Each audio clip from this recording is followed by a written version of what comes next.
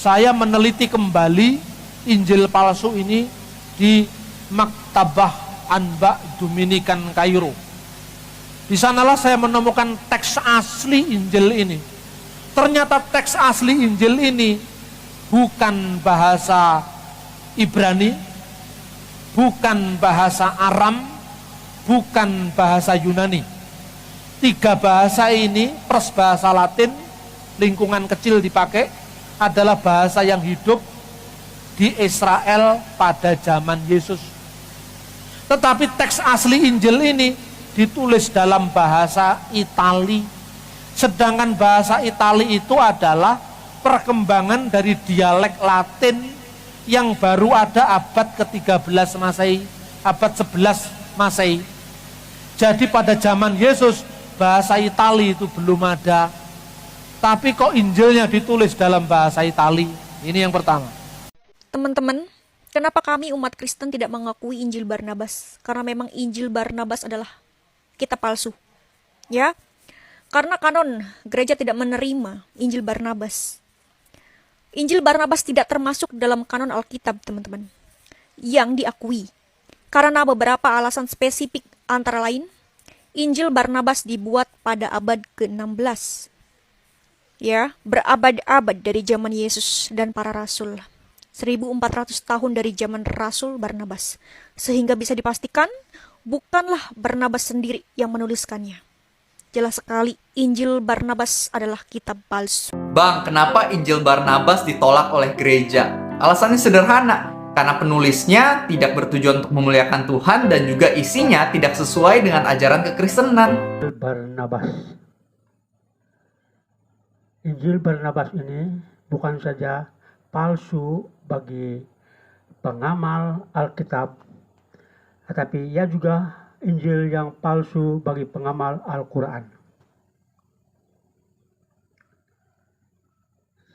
Injil Barnabas ini yang ditulis pada abad yang ke-16 ataupun 1400 tahun dan sebanyak 222 bab di dalam Injil Barnabas ini banyak bertentangan apa yang tertulis dalam Alkitab dan apa yang tertulis di dalam Al-Quran.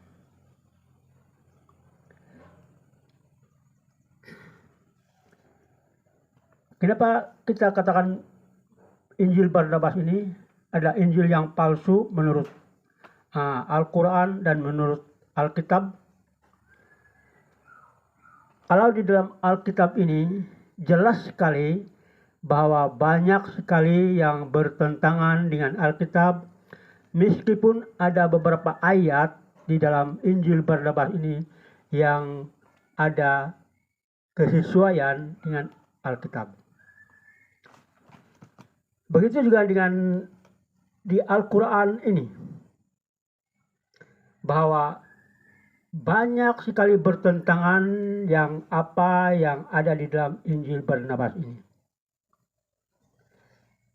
Sebagai satu contoh, di dalam Al-Quran surah Maryam ayat yang ke-22 sampai ke-25, Maria telah melahirkan Isa atau Yesus itu di bawah pohon korma. Tetapi di dalam Injil Barnabas, bab yang ketiga, ayat yang ke-7 sampai ke-8, dan ayat ke-12 sampai ke-13, Maria telah melahirkan Yesus itu di sebuah pondok ataupun rumah penginapan bagi penggembala-penggembala domba, dan Yesus dibaringkan di palungan. Jadi amat bertentangan dengan iman Al-Quran ketika Maryam melahirkan Yesus itu di bawah pohon korma, dan Injil Barnabas menceritakan bahwa Yesus dilahirkan di pondok penginapan penggembala domba di dalam palungan. Maka saya katakan bahwa Injil Barnabas ini bukan saja bertentangan dengan iman Alkitab juga bertentangan dengan iman Al-Quran. Di Al-Quran menyebut bahwa Maria melahirkan Yesus atau Isa itu tidak ditemani oleh siapa-siapa, melainkan Maria melahirkan Isa itu dengan seorang diri. Tetapi di dalam Injil Barnabas diceritakan begini, bahwa Maria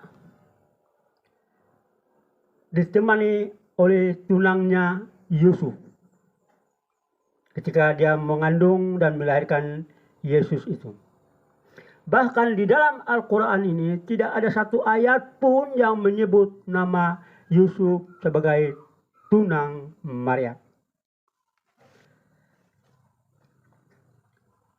Lebih kuat lagi, di dalam Injil Barnabas bab yang kedua ayat yang ke-6 menyatakan bahwa Yusuf itu adalah suami kepada Maria. Tetapi di dalam Injil, dalam Alkitab, Yusuf adalah tunang kepada Maria, bukan suami. Jadi bertentangan dengan apa yang Alkitab imani. Bahkan di dalam Al-Quran sekalipun tidak ada menyebut nama Yusuf sebagai tunang, bahkan sebagai suami Maria. Tetapi di dalam Alkitab banyak menyebut bahwa Yusuf itu adalah tunang Maria. Banyak lagi ayat-ayat di dalam Injil Barnabas ini yang palsu berdasar iman Al-Quran dan iman Alkitab.